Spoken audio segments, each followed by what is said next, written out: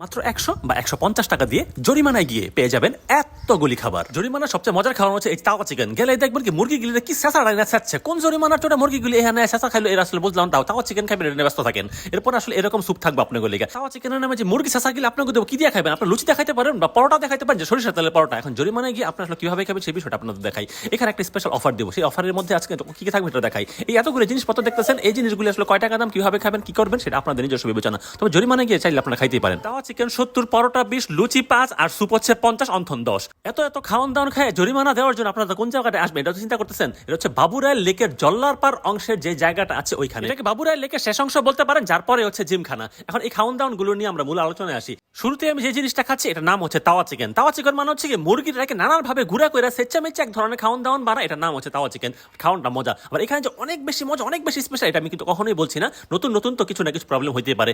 আমার হাতে যা দেখছেন এটা হচ্ছে 100 টাকা। এখানে তাওয়া চিকেন, লুচি সবকিছুই আছে, আর সাথে যদি এই স্যুপ এবং একটা অন্থন যোগ করেন এটার দাম হচ্ছে 150 টাকা। এই সবকিছু খাবার 150 টাকা দিয়ে খাবেন, তবে এই জিনিসটা খাওয়ার জন্য লাগবে 110 টাকা।